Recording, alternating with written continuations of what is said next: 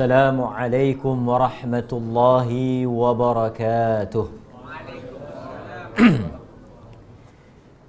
Bismillah walhamdulillah.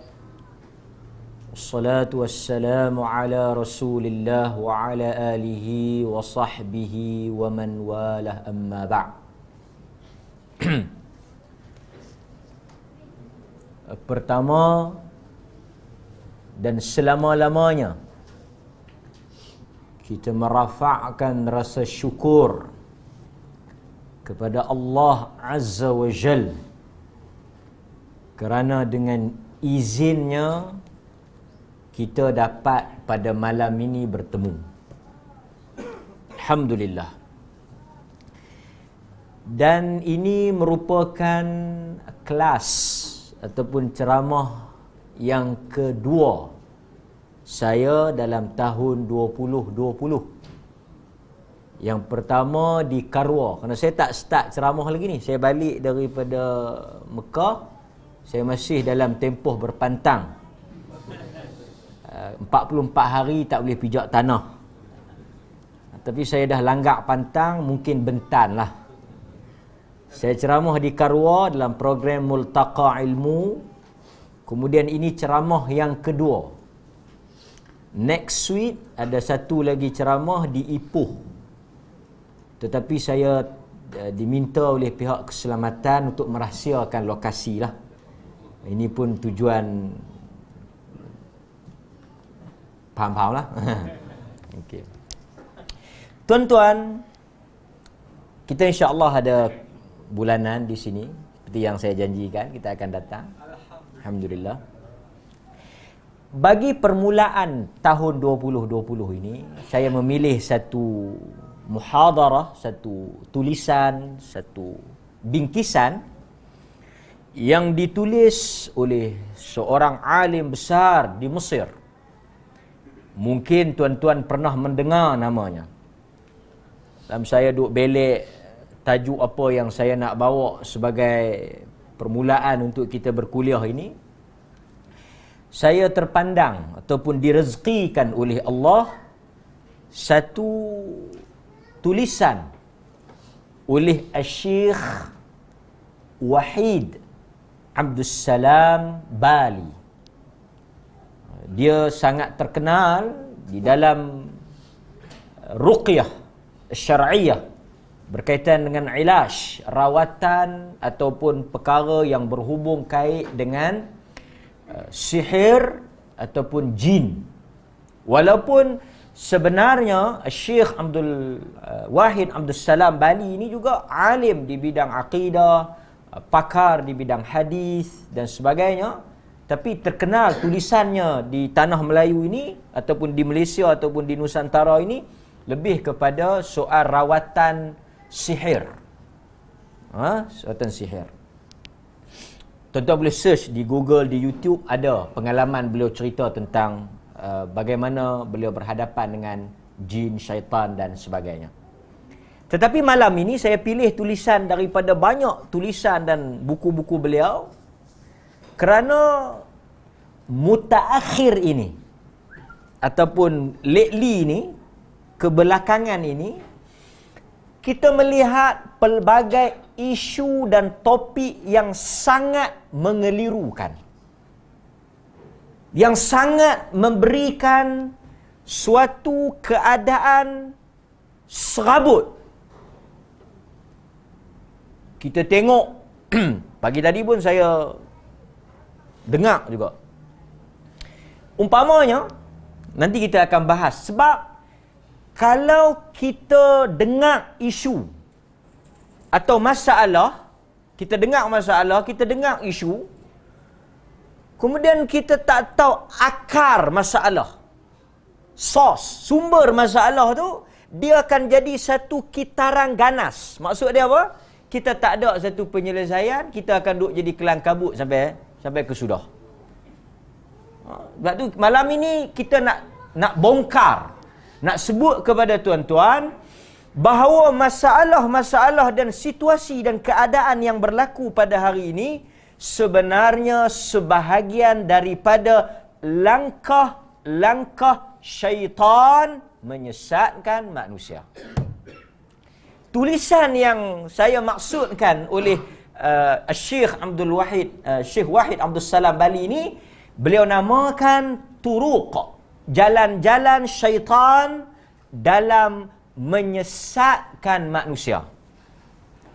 Okey? Kita jangan sangka syaitan hanya menyesatkan orang yang ada di kelab malam atau orang yang ada di pusat hiburan. Syaitan juga mempunyai peranan dan mempunyai watak dalam menyesatkan manusia yang berada di masjid dan yang berada di Masjidil Haram. Dapat? Kita jangan sangka bahawa syaitan itu hanya dalam bentuk orang yang mendedahkan aurat, dalam bentuk orang yang berpakaian seksi, ataupun dalam bentuk yang kita nampak. Syaitan juga ada dalam rupa jubah. Syaitan juga ada dalam watak orang yang berjubah. Syaitan juga ada dalam watak orang yang agamawan. Sebab itu Al-Quran, apabila dia mensifatkan ulama atau dia mensifatkan orang alim, dia sebut apa? Dia sebut anjing. Allah tidak pernah meletakkan satu perumpamaan manusia, melainkan golongan ulama atau golongan orang yang ada ilmu dengan perumpamaan anjing. Sebab itu Nabi sebut akan adanya di akhir zaman ulama ulama yang dalam bentuk yang jahat. Ad-du'at ila abwabi jahannam, yang menyeru kepada pintu-pintu neraka. Kita mungkin rasa sesat kalau duduk di dalam pusat hiburan. Kita mungkin rasa sesat kalau kita mungkin rasa dosa atau salah kalau kita duduk di tempat maksiat. Tetapi bila kita tengok dalam nas, dalam Al-Quran, kesesatan boleh berada di dalam masjid. Kesesatan boleh berada di tempat-tempat ibadat, yang mana orang tak nampak benda itu sebagai kesesatan. Yang ni yang kita nak bongkar. Pagi tadi dan sehari dua ni orang duk sebut, macam mana Sajjad tu boleh pergi Mekah? Macam mana kita nak kata dia sesat? Dia pegang Kaabah. Nothing happen. Orang awam bercakap benda ni.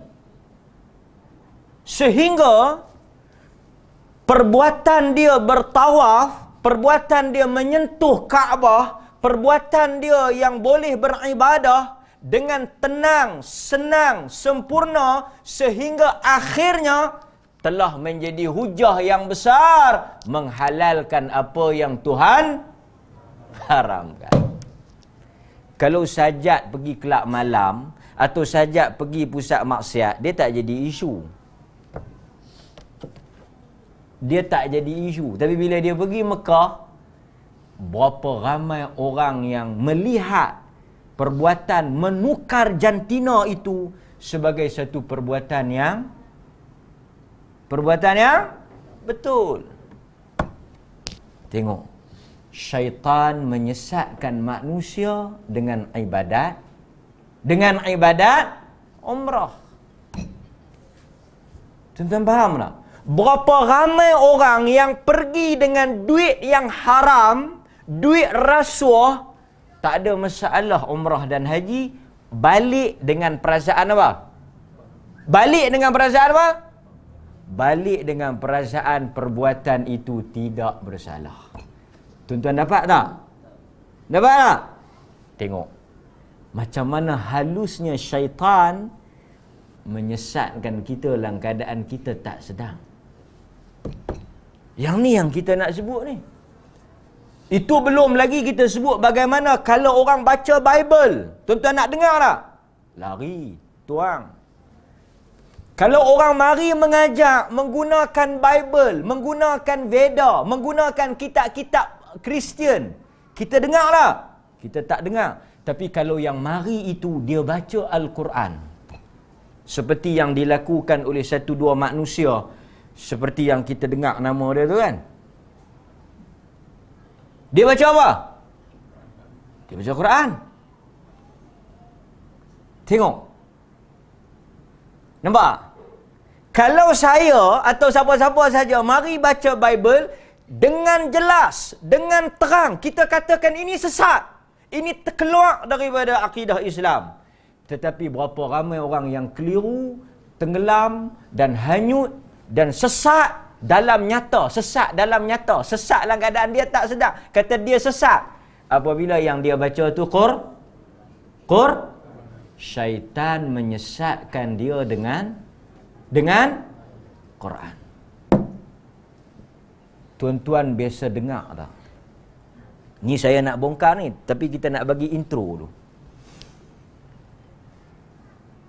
Orang tak salat, syaitan lah. Betul tak? Ni suruh kita jangan keliru ni. Jangan keliru. Macam mana lah duk pergi kata kat dia tu, dia pergi buat umrah, pesepa duk marah kat dia, dia pergi buat umrah. Orang dah boleh terima tindakan dia tu kerana satu ya. Pasal dia pergi buat. Kerana dengan umrah itu telah menghalalkan 1001 pengharaman yang dia langgar. Nampak tak? Nampak? Okey, saya nak bagi contoh. Orang tak semayang, kita akan kata yang ni syaitan lah. Syaitan berjaya hasut dia. Tapi kalau orang yang dia sesat dengan semayang, kita tak akan berani kata.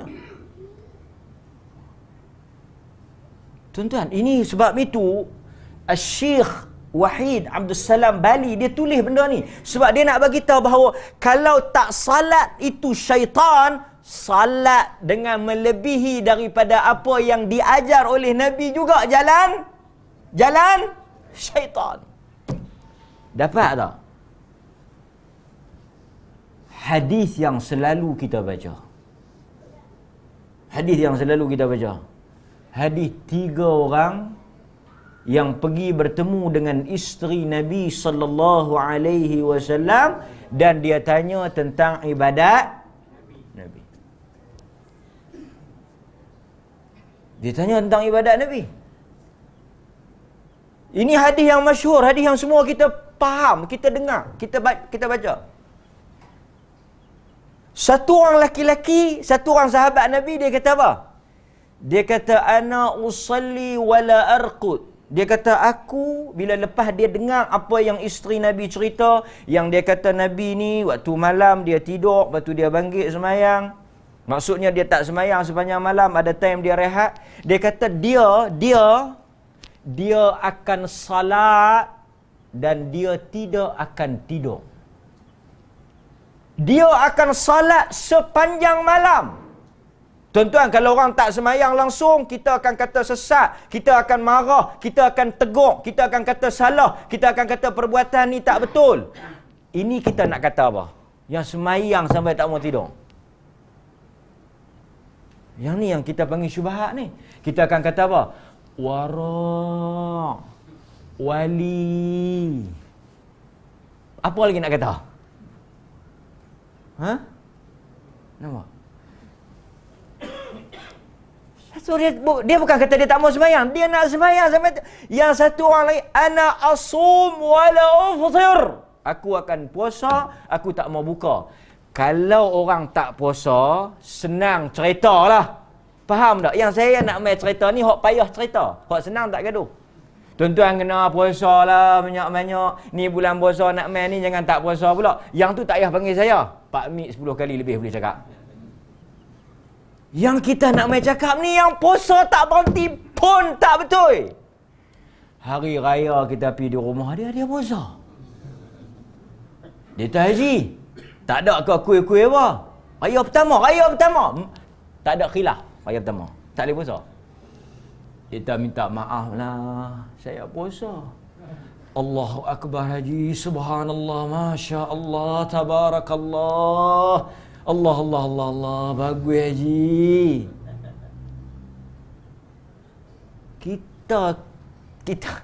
Kita balik, kita kata, aku ni jahil lah juga. Teruk dia. Aku duduk mengaji. Raya ni tak boleh puasa. Kita tak berani kata macam tak puasa tu. Faham tak? Tuan-tuan nampak satu orang tak puasa bulan puasa, tuan-tuan akan kata dia tu berdosa. Dia tu salah. Tapi macam mana pula kalau tuan-tuan jumpa dengan orang yang puasa pada hari raya? Aku nak kata dia puasa. Patut mau kata kat aku yang terkedarah tak ketawa halang ni. Makan dia ni nak puasa. Nampak tak? So, sangat bahaya apabila syaitan itu masuk dengan nama agama. Kalau dia masuk dengan nama kebatilan, dia masuk dengan nama kejahatan, dia masuk dengan dalam bentuk maksiat, it's very clear, sangat jelas, wadih. Kita nampak, kita akan kata, siapa pun, hatta orang awam, orang jahil pun dia akan kata ni salah. Tapi kalau dia masuk dalam balutan agama, dalam rupa agama,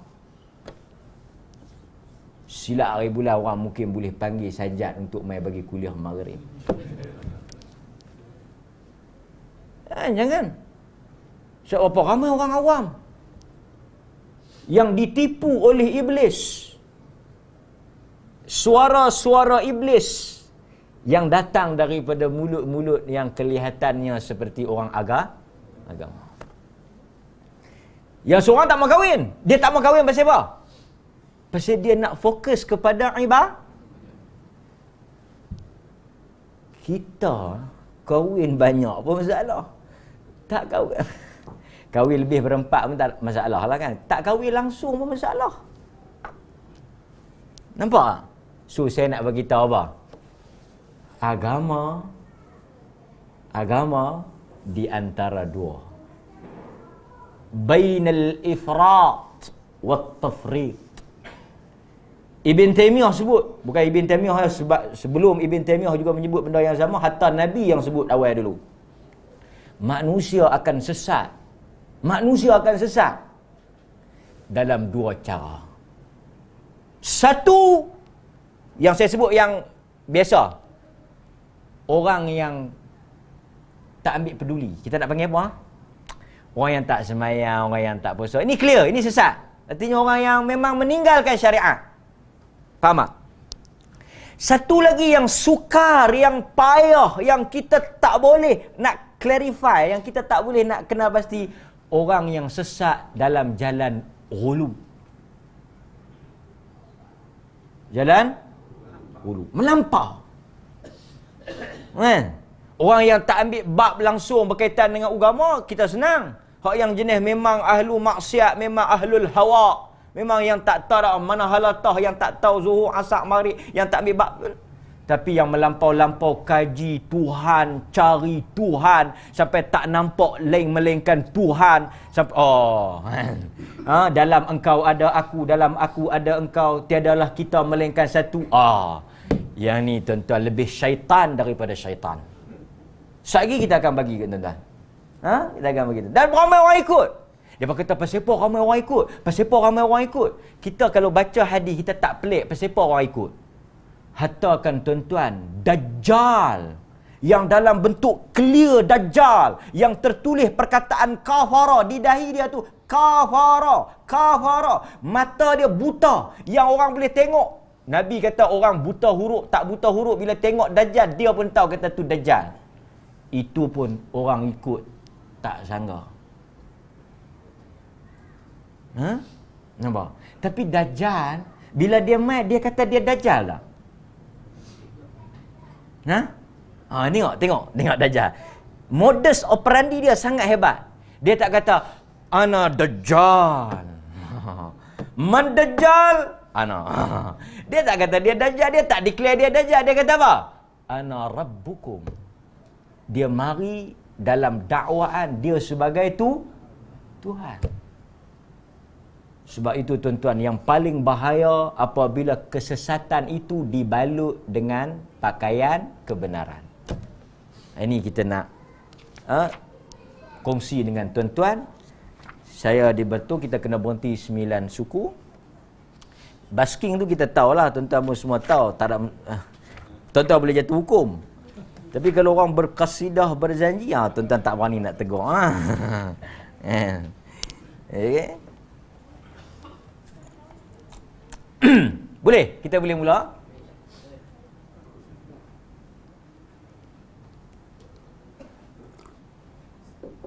Dia sebenarnya tuan-tuan, kita tak akan penin kalau kita tahu dia punya the real face. Wajah sebenar, hakikah Arab ni, hakikat dia. Masalah dia bila kita tengok, kita nampak surah zahirah, gambaran zahir yang luar tu. Yang tu kita penin. Takkan sesat kot. Takkan, tak betul. Kalau duk ada takkan. Tuan-tuan duk bincang apa lagi kalau satu orang manusia kata tak wajib sembahyang. Tuan-tuan duk apa lagi? Tak satu orang dia kata sembahyang tak wajib. Lepas tu tuan-tuan nak mesyuarat kita kena mesyuarat dulu. Pasal apa? Pasal kita pun tak tahu boleh jadi tak apa. Ni tuan-tuan, ni bukan khilaf tahiyatul masjid wajib ke sunat. Dia kata sembahyang 5 waktu tak wajib. Kufran bawah, kufur yang nyata. Tuan-tuan boleh barangkali maksud dia tak ada maksud lain lah, tak payah duk warak pelik lah. Tak payah duk husnuzan lah. Yang ni memang clear. Kita doa tak sesat aku boleh. Okey?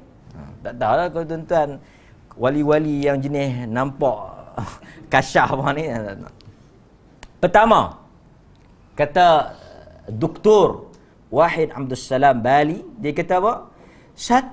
Nombor satu, cara yang digunakan oleh syaitan untuk menyesatkan manusia. Ini kita dah bahas dalam intro tadi.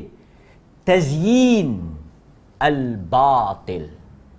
Menghiasi kebatilan dalam rupa al-haq. Ini cara yang pertama. Tazyin, dihias. Kalau tuan-tuan suruh satu orang buat batil, buat maksiat, macam tuan-tuan ni kalau saya suruh buat jahat, tak buat.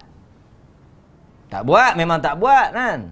Tetapi kita nak suruh tuan-tuan terjatuh dalam kejahatan itu, terjatuh dalam kesesatan itu, kita nak kena rebrand kesesatan itu dalam rupa bentuk yang baru.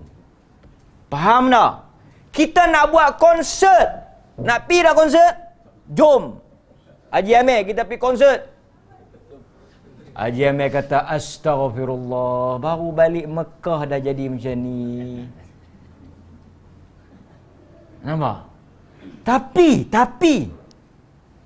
kita nak legalize, justify, nak bagi orang pergi. Haji, kita ada konsert amal syiriah. Di antara orang yang akan menyumbang jariah dan akan membuat kebajikan pada malam ini adalah Hajjah Siti Nurbaya. Sekian-sekian lah, saya tak boleh sebut nama orang kan, bahaya. Penyanyi jangan sebut penyanyi. Kalau nak bagi Pak Mik pi, jangan sebut penyanyi itu nama penyanyi, sebut Hajjah. Lepas tu Pak Mik pun pi. Pak Mik dengar lah. Aku pergi dengar Hajjah menyanyi. Konsert ni, kebajikan ni, nama.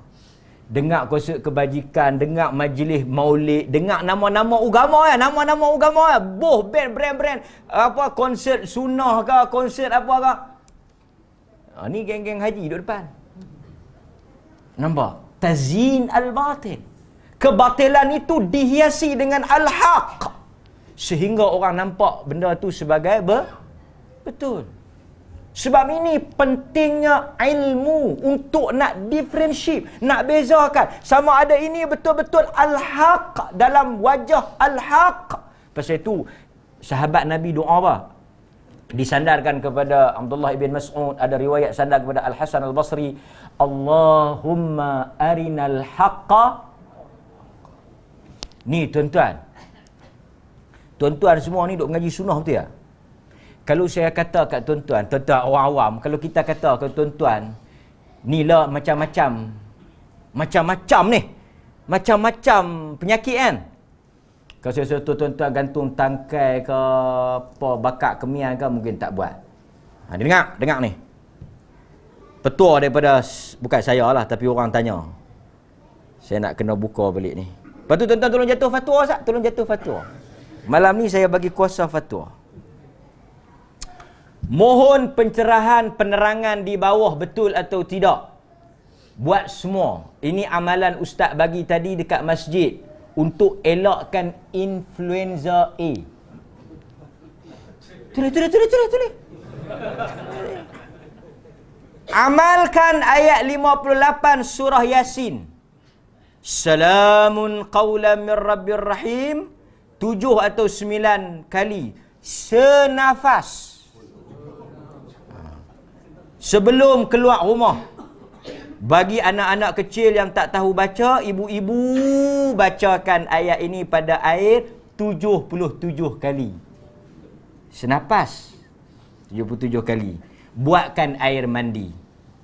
Yang ni yang kita kata tazyin tadi. Buat satu amalan dengan brand ayat Al-Quran, dengan nama Al-Quran, dengan fadilat tertentu, kemudian disandarkan kepada siapa? Quran ni siapa? Disandarkan kepada Allah. Kalau orang kampung dengar, kalau Pak Mik dengar, silap pula ustaz tu. Balik dengan ayat tu. Kalau orang kampung dengar, dia kata salah tak? Nampak salah tak? Nampak. Okey, first. Nampak salah tak? Dengar salah tak?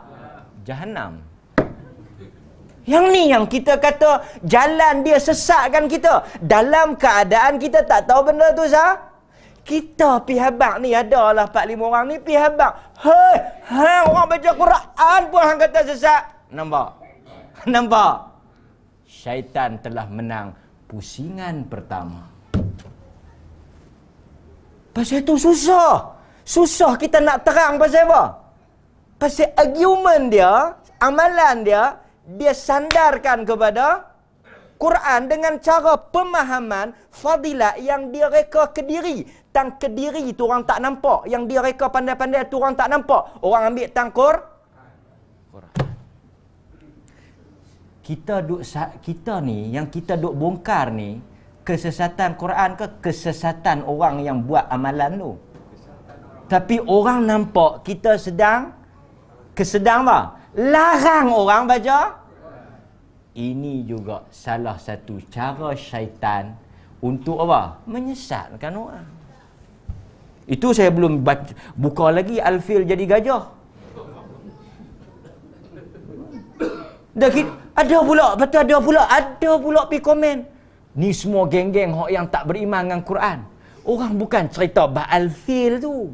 Orang bukan cerita bab Quran tu. Orang cerita bab apa? Fadilat yang dia reka tu. Kalau dia reka, kalau dia baca, dia kata ni ada satu saya jampi, saya boleh pada tok saya. Tok saya sebelum mati dia habaq, dia baca ni lah, dia tak kena penyakit, tapi akhirnya dia mati jugalah. Kita tak petikai. Pasal sandaran dia tu bukan agama.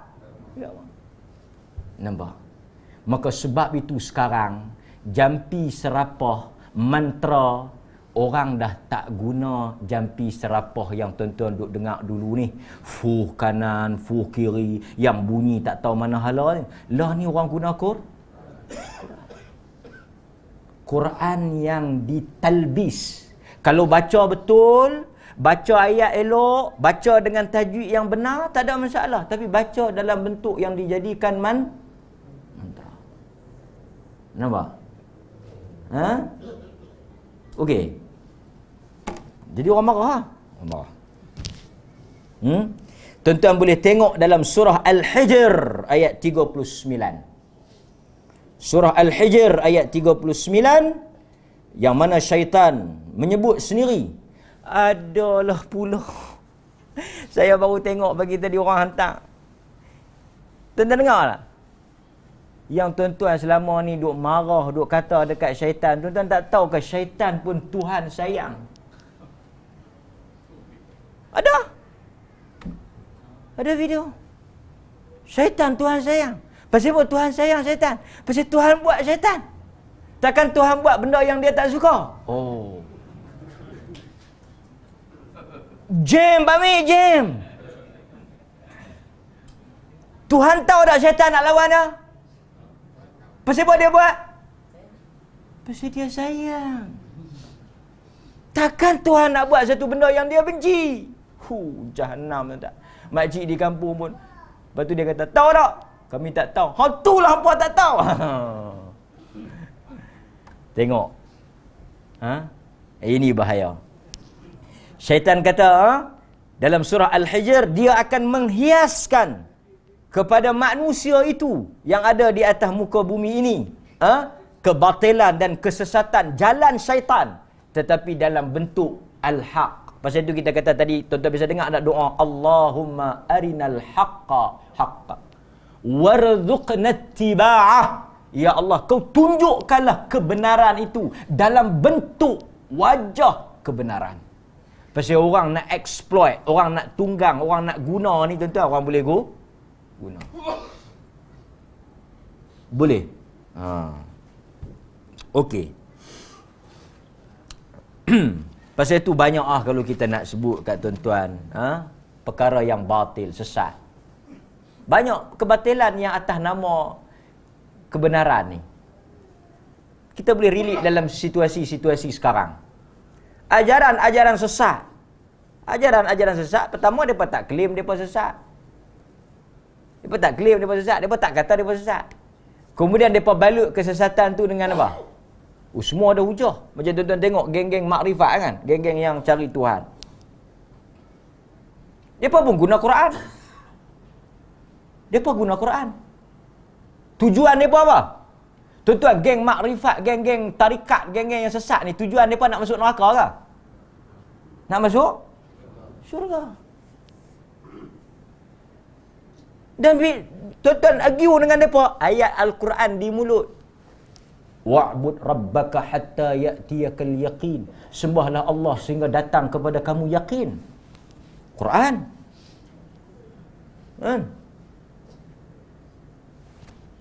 Akhirnya, apa dia? Kebatilan yang dia bawa tu, pasal tu tuan-tuan, cari Tuhan ni, satu benda yang semua manusia mau. Pasal tu dalam hadis, antara jalan syaitan dia mari apa? Ni tuan-tuan tahu jalan syaitan yang duk tanya sangat tentang, yang duk kaji dalam-dalam tentang Tuhan, ni jalan syaitan. Bisa dengar tak hadis tu? Bisa dengar tak hadis yang mana Nabi SAW sebut dalam hadis Bukhari? Nabi SAW sebut apa? Dia akan mari kepada kamu bisikkan, Man khalaqa hadha? Man khalaqa hadha? Bisa dengar tak hadis tu? Dia mari bisikkan lintasan hati kita tu, siapa cipta benda ni? Siapa cipta benda ni? Allah. Allah. The last question apa dia? Siapa yang cipta Allah?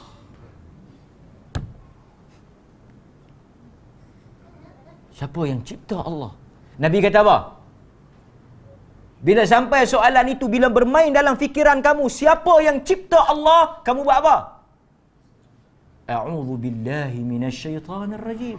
Kamu berlindung kerana soalan itu ataupun fikiran itu, lintasan itu, cetusan itu datang daripada syaitan.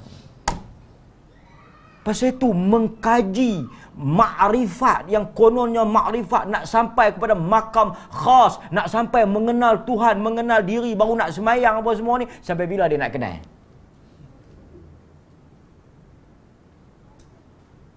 Tuan-tuan, tuan-tuan setuju tak setuju? Saya tak tahulah. Tetapi kesemua ajaran sesat menarik perhatian orang untuk ikut. Semua, tuan-tuan, kajilah mana ajaran. Kesemua ajaran sesat, buah yang paling menarik, dia menjanjikan kesenangan tanpa disiplin. Kita juga ajak agama ni mudah. Tapi tuan-tuan tengok ajaran sesat. Semayang dengan niat. Satu orang duduk, dia niat. Lepas tu kita tanya apa? Kita tanya, hai, macam mana hang boleh sembahyang dengan niat? Innamal a'malu binniyat. Hadis Bukhari daripada Umar Al-Khattab. Yang penting niat.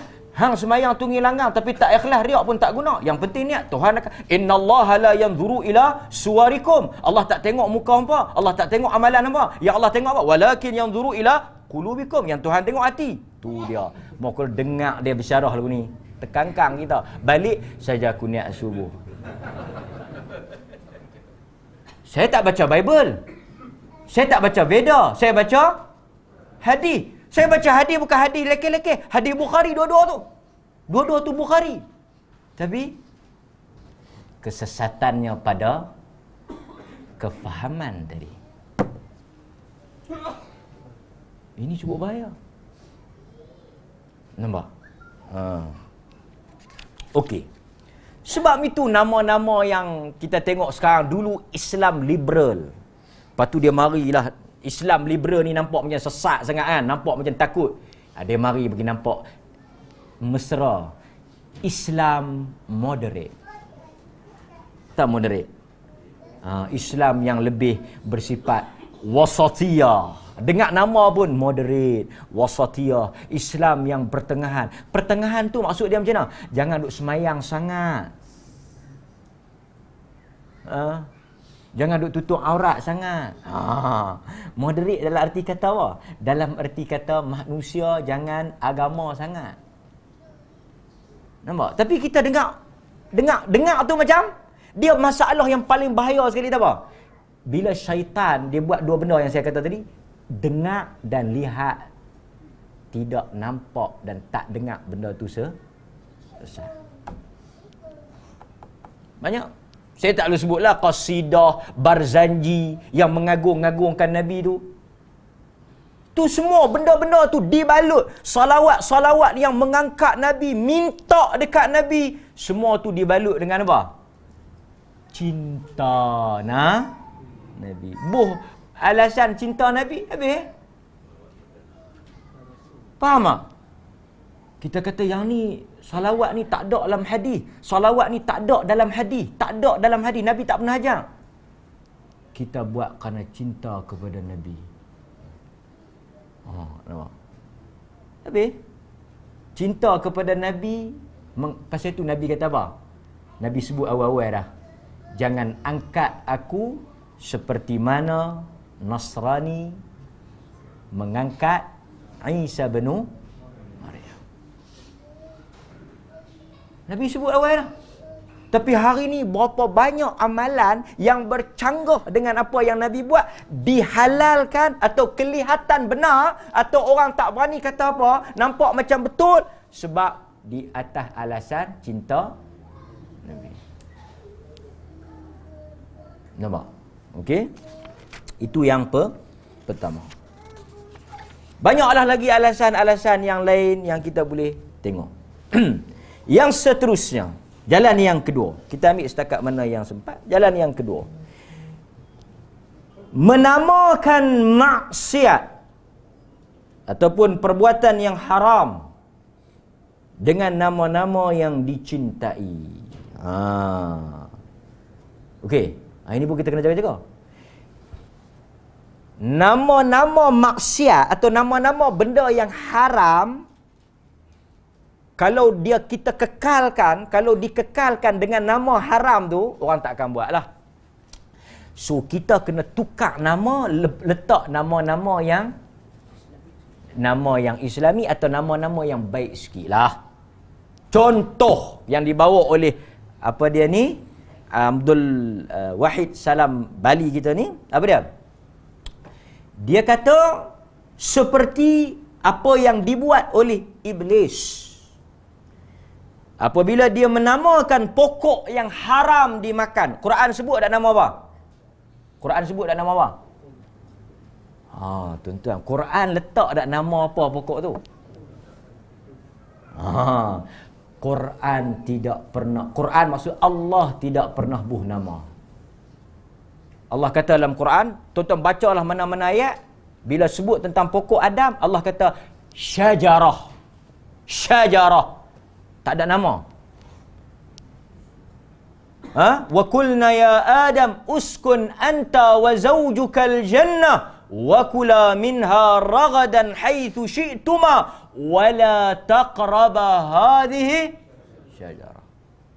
Hei Adam, dan ingatlah ketika mana kami berkata kepada Adam, duduklah engkau dan isteri engkau di dalam syurga ini dan makanlah apa yang kau nak makan. Daripada apa yang ada dalam syurga ni, tak ada had, tak ada larangan.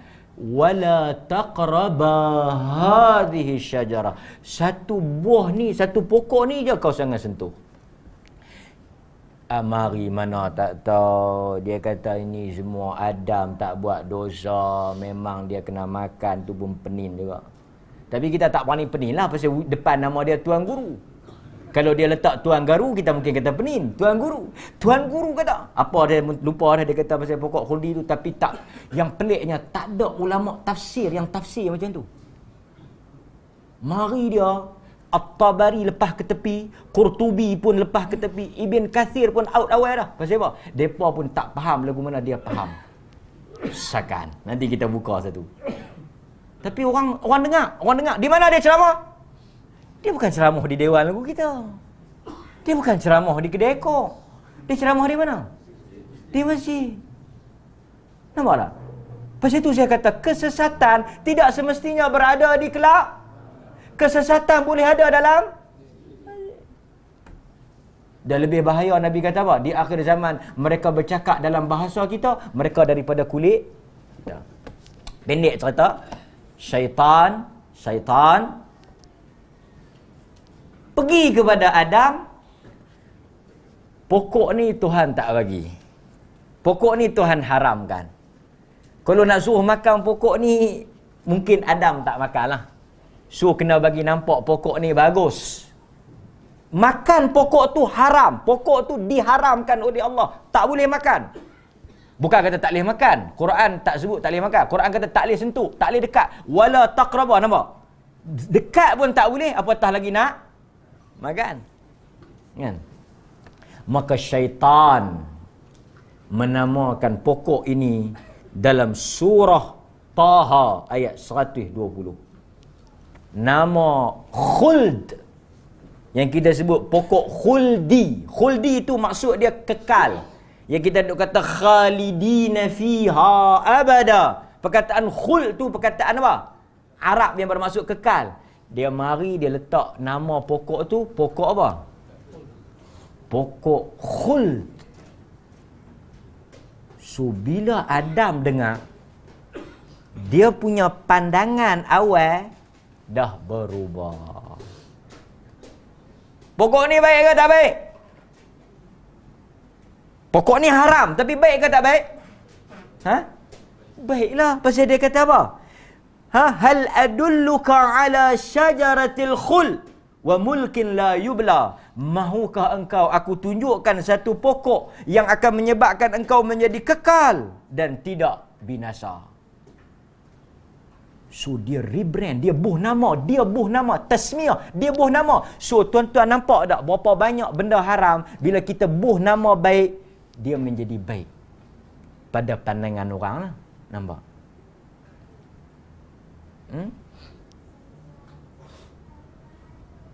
Okey. Contoh tuan-tuan, tuan-tuan bagi. Nama benda haram tapi nama dia baik. Banyak tuan-tuan. Benda haram tapi ditukar jadi baik. Seperti kata pengarang kitab kita, percampuran lelaki dan perempuan bebas. Yang ni dia panggil apa? Dia panggil keterbukaan dalam kemajuan. So kita nak faham tak pergaulan bebas ni? Orang yang jaga pergaulan ni, dia kelihatan kolot. Orang yang open, dia nampak tak? Orang yang maju. Nampak tak? Orang yang duk jaga aurat, orang yang duk jaga pergaulan, orang-orang yang kolot, orang yang kampung lah, orang yang tak maju lah. Tapi orang yang bercampur lelaki perempuan pun semua ni orang yang maju, orang yang educated, orang yang civilization, ada tamadun, orang yang hebat ni. Kita pun terikut-ikut. Betul tak? Sehingga kita rasa percampuran lelaki perempuan ni tak ada apa. Itu satu. Yang kedua dia kata apa? Seperti pernamaan yusammuna riba bil faidah. Nampak? Riba haram.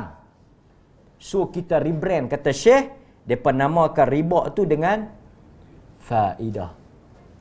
Faidah. Interest. Ataupun sedap sikit bunga. Oh, sedap ah. Keuntungan. Tapi sebenarnya benda tu riba. Pasal tu orang kita bila dia sebut babi, dia rasa geli-geleman kan, dia rasa haram. Tapi bila sebut tuan-tuan kan, saya tak sebut. Okey? Banyaklah lagi sebut contoh-contoh tu. Okey. Seterusnya, tadi yang kedua, menamakan yang haram dalam wajah ataupun dalam nama yang banyaklah benda-benda haram yang kita buh nama. Lah sekarang tuan-tuan orang buh apa? Orang buh nama sunnah kan? Benda-benda yang haram, benda-benda yang mudarat. Sekarang ditukar. Buh nama Islam, buh nama sunnah, buh nama-nama yang elok. Benda syirik pun orang buh sekarang ni tak jadi syirik lah. Banyaklah kalau kita nak bagi contoh amalan-amalan syirik kan, amalan-amalan khurafat, tapi sekarang orang tak panggil dah syirik khurafat, nama-nama baru. Okey. Yang ketiga, kata pengarang kita tasmiyah at-ta'at, menamakan perkara-perkara yang baik. Tadi perkara-perkara yang buruk dia namakan dengan nama yang baik. Cara yang ketiga, syaitan menamakan perkara yang baik dengan nama yang buruk. Pasal itu Nabi kata apa? Di akhir zaman, yang sunnah yang aku bawa itu dilihat sebagai benda yang tak betul. Tetapi al-haq itu kelihatan, nampaknya seperti betul. Yang ni yang kita kata talbis tadi, keliru tadi. Dia namakan yang buruk itu dengan nama yang baik sehingga orang boleh terima. Dia namakan yang baik itu dalam nama yang buruk sehingga orang tolak ataupun orang lari. Pasal itu Nabi bila dia mari, antara benda yang dia paling teruk kena labeling. Apa orang tak kata? Orang kata rajulan mashura. Antara yang dibuat oleh Quraisy untuk nak jauhkan orang daripada Nabi, memberikan gelaran-gelaran yang buruk. Lelaki yang disihir, lelaki yang gila. Ni nama-nama dia, majnun, mashura. Ada juga yang menyebut kahin, dia ni sebagai bomoh. Syair, tukang syair. Ni gelaran. Jadi jangan peliklah tuan-tuan, kalau orang yang bawa al-haq diberikan gelaran yang buruk dengan tujuan apa? Menakut-nakutkan. Sat lagi masalah pula. Pasal apa? Pasal yang sesat pun kata, lagu tu lah kami. Yang mereka kata sesat tu pasal kami ni macam Nabi lah. Maka tuan-tuan, untuk nak bagi kita clear 2 dengan 3 ni senang ya. Jangan tengok pada brand atau jangan tengok pada nama, tapi tengok dan ukur nilai pada konten. Termasuklah penampilan pun tuan-tuan jangan nilai, jangan judge orang berdasarkan penampilan, sorban, janggut, pakaian, perwatakan, konten. Tengok isi tu. Kalau dia kata amalan sunnah, jangan terima lagi. Tengok konten dulu. Pasal banyak dakwaan, ini amalan sunnah, tapi sebenarnya hadis palsu. Konten tu, pasal itu nama tak penting. Tuan guru ke, mursyidul ke, habib ke, apa ke. Yang satu ya habib yang betul-betul sahih, habib jual. Habib lain semua saya tak tahu. Semua claim. Yang saya tahu sahih, yang betul, yang memang pure ori, habib jual tu ya. Yang lain saya tak tahu. Mari pilih orang sebut nama Al-Allamah Habib Al-Syekh Al-Musnid dunia ke apa ke. Nama orang boleh boh, gelaran orang boleh boh, title orang boleh letak. Konten, isi. Sebab memang modus operandi syaitan mengelirukan orang dengan nama. Okey. Nampak? Macam kita duk tengok sekarang, penyalahgunaan nama Nabi, penyalahgunaan nama, bekas-bekas tinggalan Nabi. Ini benda yang khurafat. Ni kasut Nabi, rambut Nabi, semua benda-benda tu tak ada yang sahih. Kan? Tak confirm, tak ada sanad, tak tahu rambut siapa. Tak ada bukti. Tapi orang mai, orang jual nama Nabi. Kita pergi lah.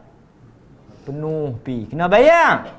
Tiba-tiba mari orang nak mengajak hadis Nabi. Tak ada siapa pun nak pergi dengar. Nampak? Antara kasut Nabi dengan hadis Nabi, yang mana yang confirm betul? Hadis. Mai mengajak dia. Ceramah apa malam ni ustaz tu nak mai mengajak Sahih Bukhari. Tak ada, free pula. Tak ada siapa pergi tengok. Tak tahu mai kasut siapa lah mereka ambil. Sorban siapa lah mereka kutip mai kat kita. Ramai api. Ini syaitan sesatkan. Tapi dengan nama apa? Hubbun Nabi. Cinta Nabi. Sehingga orang yang tak pi tengok pameran tu kelihatan seperti orang yang tak cinta Nabi. Situasi ini sangat berbahaya. Okey.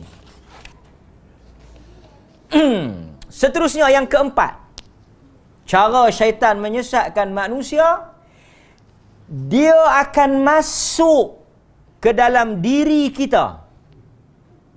Tuan-tuan kalau ada soalan, tuan-tuan boleh tulis.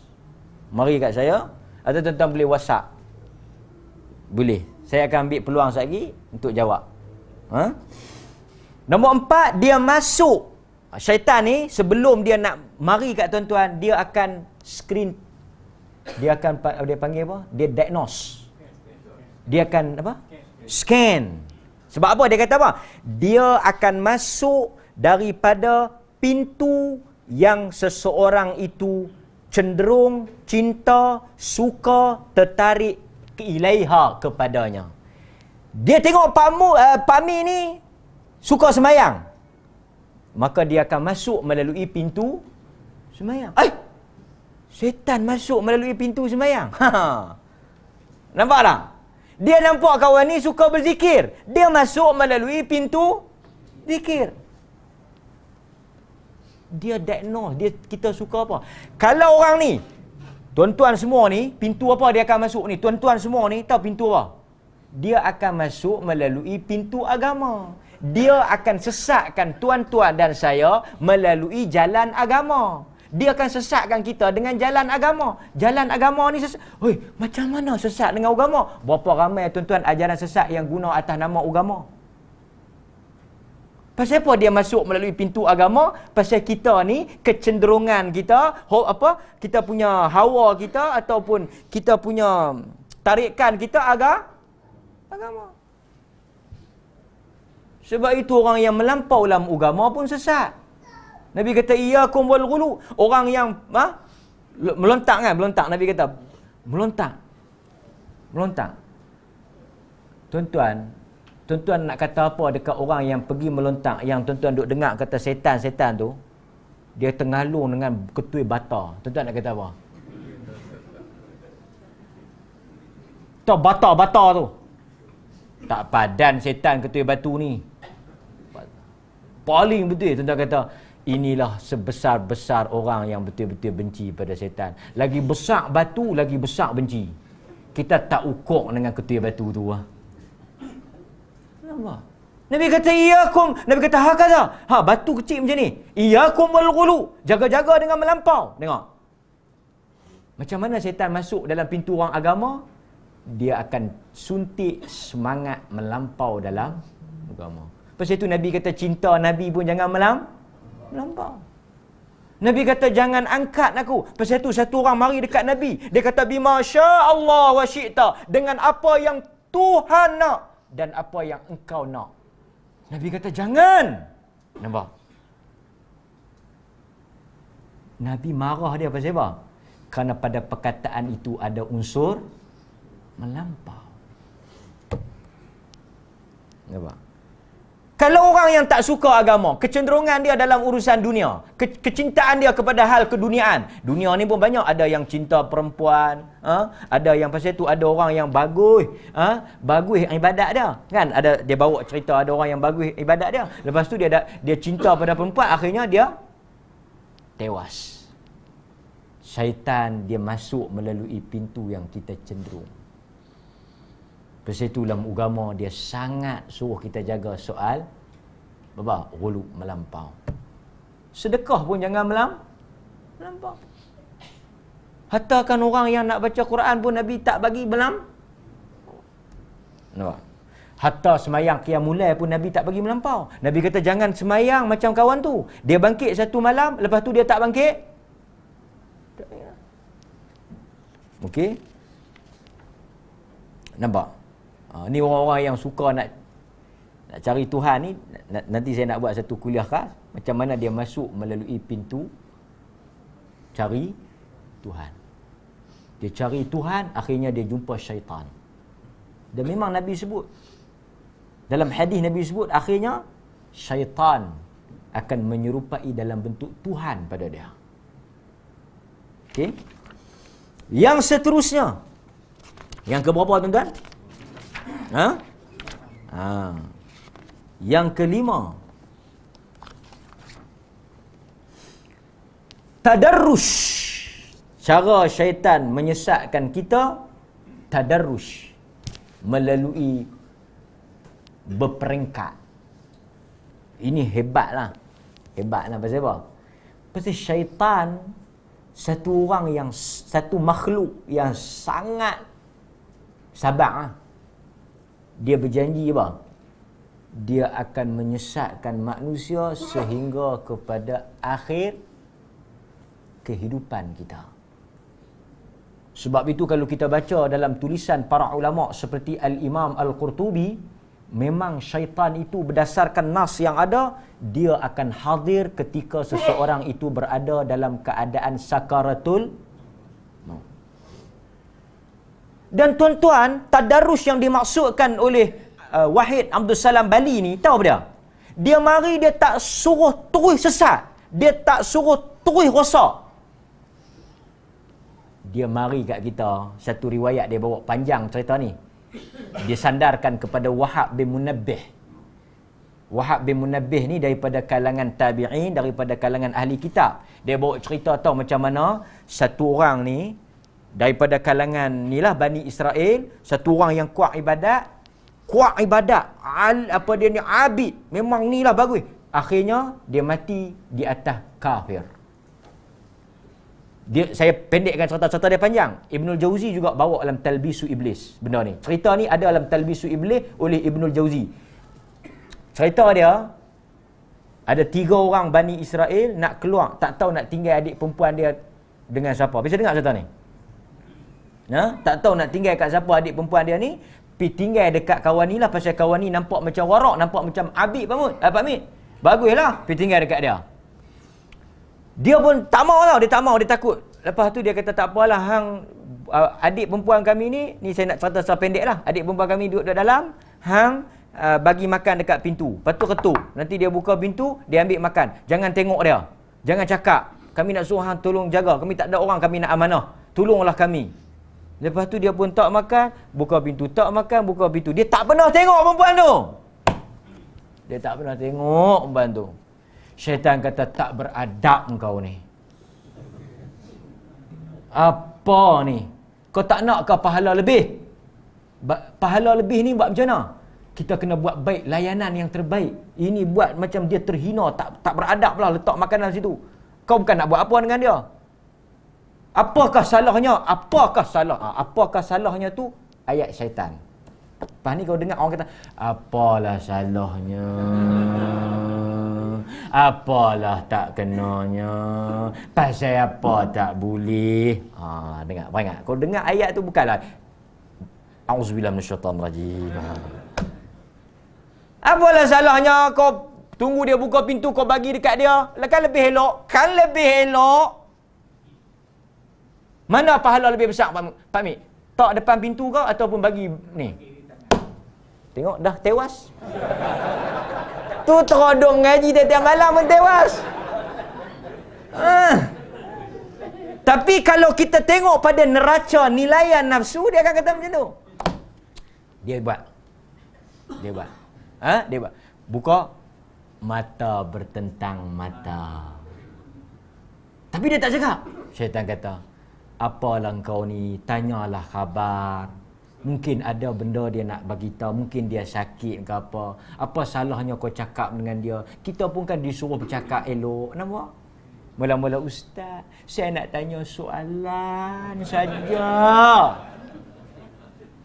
Saya nak tanya soalan saja kat ustaz. Saya bukan nak buat apa-apa kat ustaz, nak tanya soalannya. Ustaz pun kata, kalau soalan boleh, lain-lain tak boleh. Ustaz nak tulis panjang lah, boleh ke nak telefon? Saya bukan nak cakap apa, nak tanya soalan. Habis tanya soalan nanti saya letak balik. Telefon lah. Assalamualaikum ustaz, apa khabar? Ni apa khabar soalan lah. Ustaz apa khabar baik? Jahannam. Ustaz payahlah saya nak terang ni kod telefon ni, payahlah ustaz kod telefon ni.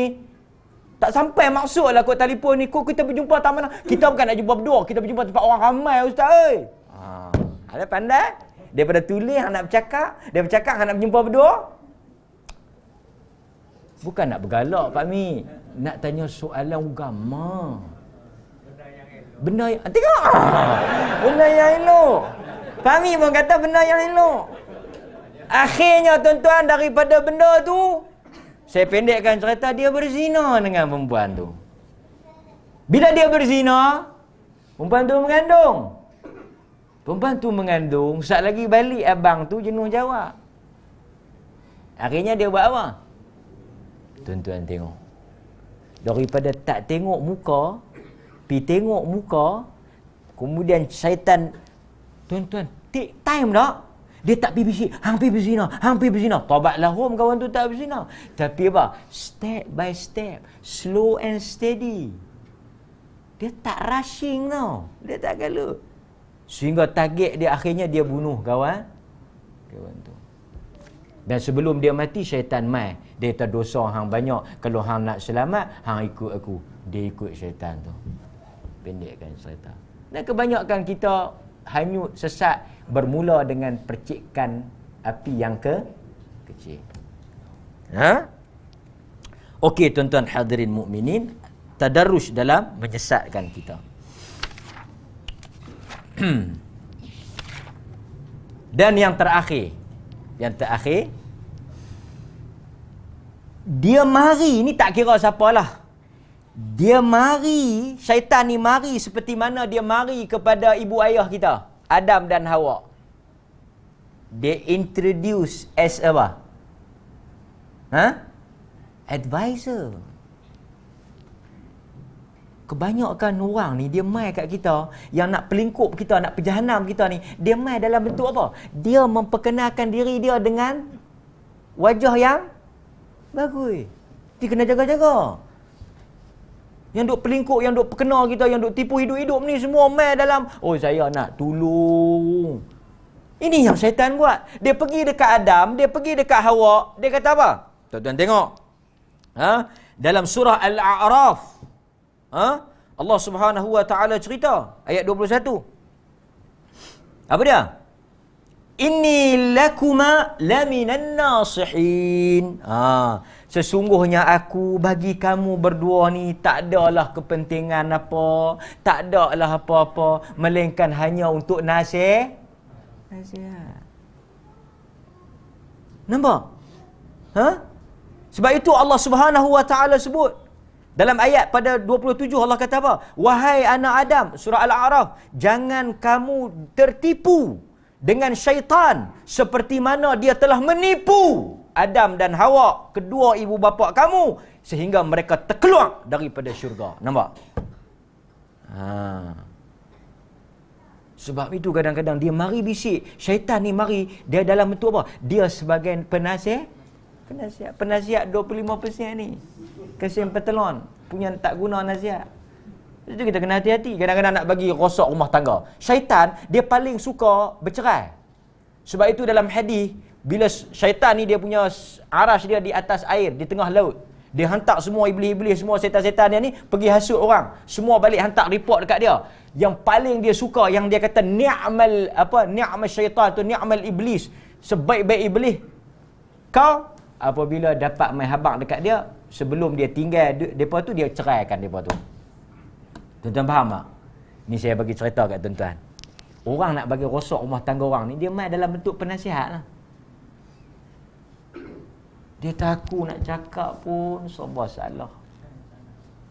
Nak luah mati bapa, nak telan mati mak. Tapi kalau aku tak cakap, aku rasa berdosa. Apa dia? Apa? Sebenarnya tuan-tuan, bagi saya kalau orang tanya, tuan-tuan nampak sensitif lah sikit kan. Kalau tuan-tuan tahu kata satu lelaki bawa perempuan lain, tuan-tuan nak pergi cerita dekat isteri dia. Nak pergi cerita tak? Tak boleh cerita. Pasal mudarat lebih besar. Tuan-tuan pergi kat lelaki tu. Dia tahan kahwin ke tak? Aku kahwin. Bagus. Boleh kata gitu? Baguslah, hang kahwin. Bagus. Hanya duk cerita kat bini aku pula. Aku tak cerita, hang bukan buat jahat, hang kahwin. Aku tak cerita. Aku simpan rahsia. Aku doakan hang bahagia. Itu sepatutnya. Mau buat gitu. Orang perempuan tu, orang perempuan belakang. Kita tak boleh bohong melainkan untuk mendamaikan suami isteri ataupun doa. Kalau kita pergi cerita, apa jadi? Dia pun bercerai. Siapa suka bercerai? Syaitan, nampak? Tapi bila kita pergi, dia kata, aku masalah lah Kak. Daripada kawan tu tak ada apa-apa, tak ada masalah, pergi jadi kununnya penasihat, kununnya aku tak sanggup hang ditipu. Drama Melayunya tak guna. Duk ajak orang buat, lepas tu menimbulkan apa? Kadang-kadang kita mana tahu yang dia nampak tu anak angkat ke apa ke, dia tak ada husnuzan, dia pergi suuzan, lepas tu dia pergi cucuk kawan tu, akhirnya bila balik dengan sangkaan buruk tadi mencetuskan pertelingkahan dan perkelahian, membawa kepada perceraian. Bertepuk tanganlah syaitan di atas kerja kita. Bukan senang tuan-tuan. Nampak? Ini bahaya. Pasal tu yang mari kat kita, yang nak nasihat kita, dia takut nak nasihat konten nasihat dia. Sebab mengaku sebagai penasihat, mengaku dengan niat yang baik, mengaku tak ada kepentingan ni, telah dibuat pertama oleh syaitan ketika dia mari bertemu dengan Adam, dengan dia kata, aku nak nasihat. Kau nak makan pun tak apa, tak makan pun tak apa, tapi aku nak nasihat, kalau makan buah ni, dia punya fadilat dia, kau kekal. Tak ada kepentingan apa. Kalau kau kekal pun aku tak untung, tak rugi. Selalunya macam tu lah. Nampak? Halus. Sebab itu saya kata semua yang ada yang berlaku dalam masyarakat kita, keserabutan itu, kekeliruan, kesamaran itu adalah langkah daripada langkah-langkah syaitan untuk menipu manusia. Tuan-tuan, kita ambil saja, very clear. So sekarang 50-50. Yang tuan-tuan semua kata sesat, ada yang kata tak sesat. Pasal apa tak sesat? Ni saya nak sebut sikit dalam baki-baki yang terakhir. Dalam agama, kita kena beza antara redha dengan izin. Contoh jangan kelabu asap. Antara redha dengan izin. Satu, tak ada mana-mana nas, tak ada dalil yang kata orang yang buat dosa bila pergi Mekah mesti kena hukuman. Kita lama dah duk bangkang benda ni. Kita kata pertama bila pergi Mekah tak payah duk ceritalah yang tak elok. Kita nak suruh orang pergi ke, kita nak tak bagi orang takut. Yang duk balik cerita tak elok ni pasal apa? Saya balik pada Mekah naik satu Grab nak pergi ke satu tempat. Dia kata, abang balik pada mana? Cerita saya baru balik pada Mekah.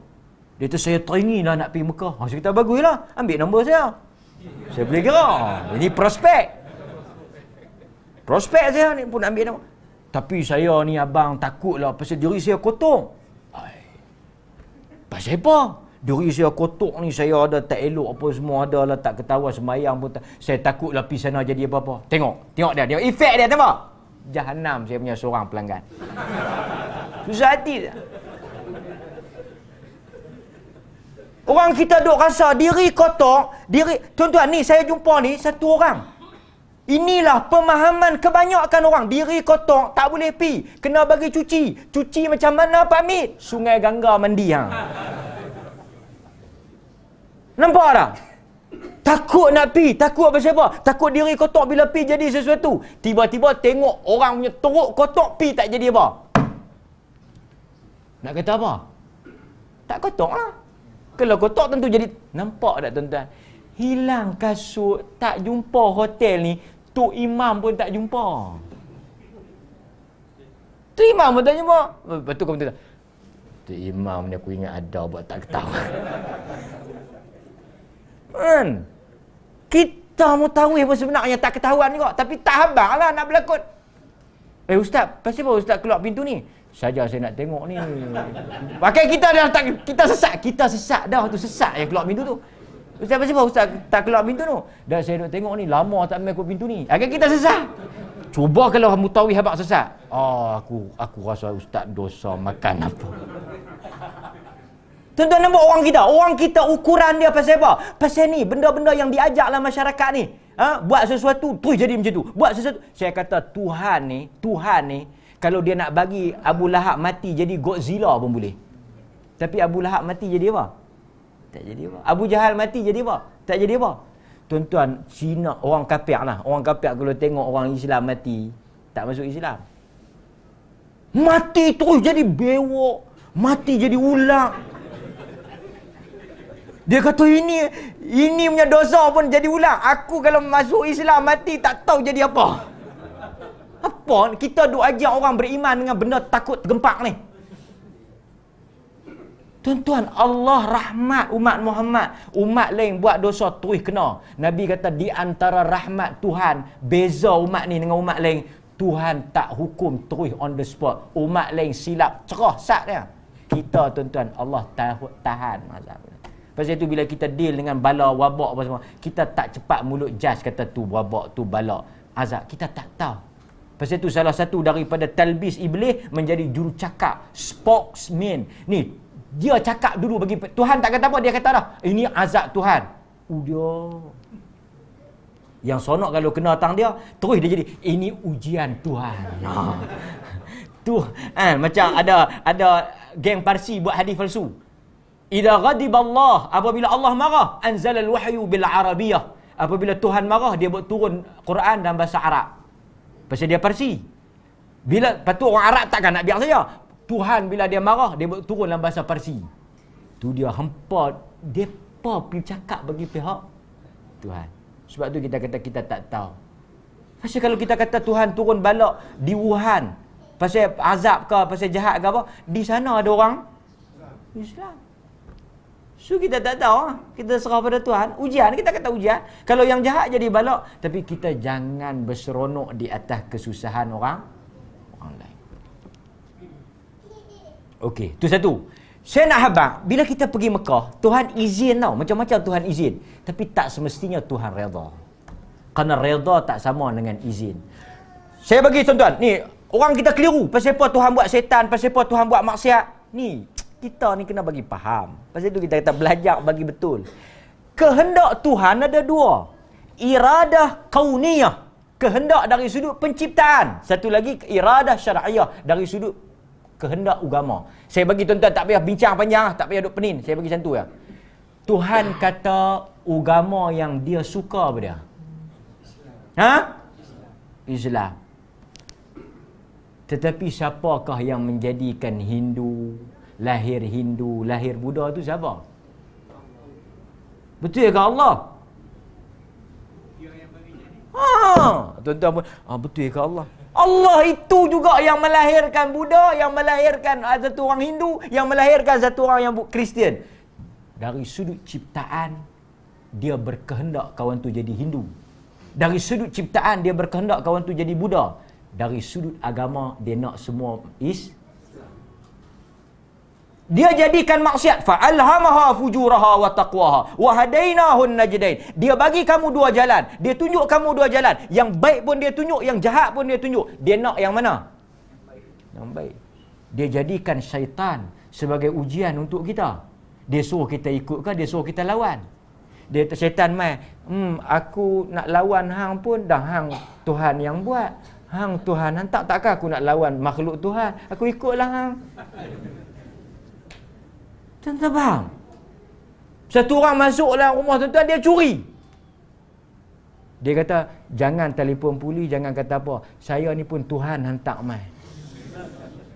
Kalau lawan saya macam lawan Tuhan, jam. Betul tak Tuhan hantar dia?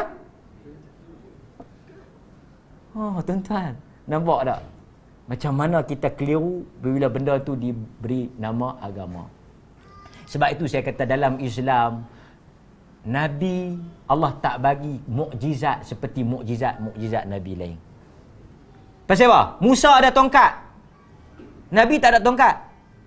Nabi tak ada super power macam Nabi-Nabi yang lain. Ada satu dua kes saja. Tapi pasal apa Nabi Muhammad tak diberi super power macam Nabi-Nabi lain? Boleh belah laut, boleh bagi orang celik buta. Pasal agama Nabi, agama sampai kiamat. Agama Nabi-Nabi lain, habis Nabi tu stop mah. Nabi Musa takat Bani Israel tu ya. Nabi Isa takat umat dia ya. Tapi Nabi Muhammad, Tuhan bentuk umat ini dengan hujah.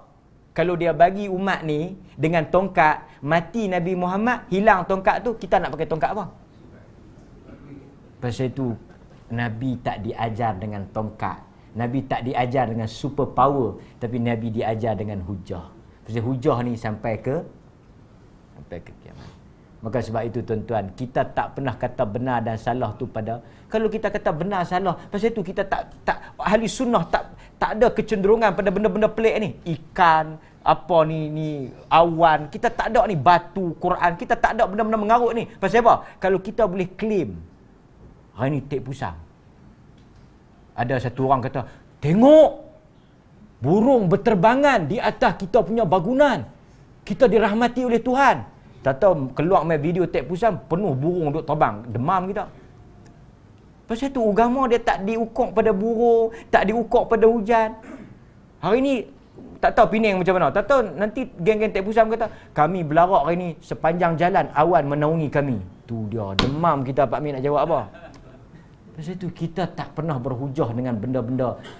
Kita tahu Tuhan innallaha ala. Sekali orang ramai petikai, dia ingat Tuhan dia atas tiap-tiap sesuatu dia berkuasa. Tetapi penentu kebenaran itu pada Al-Quran dan Sunnah, bukan pada benda-benda terkejut, benda-benda magic ni. Kita bukan miracle punya agama. Kita ajaran kita based on fact, fakta, bukan pada keajaiban. Ini satu benda yang saya ingat boleh kita kongsi. Sebab banyak sangat dah sehari dua ni, banyak sangat duk keluar mai kelang kabut, serabut, kekeliruan, benda-benda yang kadang-kadang orang pun jadi tenggelam pucah, tak berani nak kata apa. Dia tak tahu. Pasal apa? Pasal syaitan bila dia masuk dalam rupa yang kita tak nampak. Itu yang bahaya. Kalau perempuan tu telanjang, kita akan kata apa? Haram. Tapi kalau dia pakai telekung, Allah sejuklah. Sejuk mah tengok. Sejuk apa satu jantan pakai telekung, nak sejuk tang mana? Nak sejuk tang mana jantan pakai telekung? Cuba balik lagi, ambil telekung suruh lelaki pakai saya abang nak tengok. Geli-geleman kita. Tapi Allah sejuknya tengok sajak pakai telekung. Allah, moga Tuhan bagi hidayah kat dia. Allah. Kita jangan duk kata apa, tah dia lebih baik pada kita. Tah dia lebih baik pada kita. Yang duk kata-kata ni pun tak pijak tanah suci. Dia yang tukar jantina pun pijak dah tanah suci. Tuhan pilih dia dah. Allah. Dengar ada ayat tu. Tuhan pilih dia dah. Kita yang duk sembahyang tungi langgang, hak jantan betul ni pun Tuhan tak pilih lagi. Mau dengar lagu tu Jahannam. Betul tak? Kau saya ceramah lagu tu, dah balik sekejap lagi. No, kita ni jahat lah, mulut duk kata macam-macam kat dia. Yang haram tetap haram. Dibalut pilah dengan 1001 hujah pun, dia tetap salah.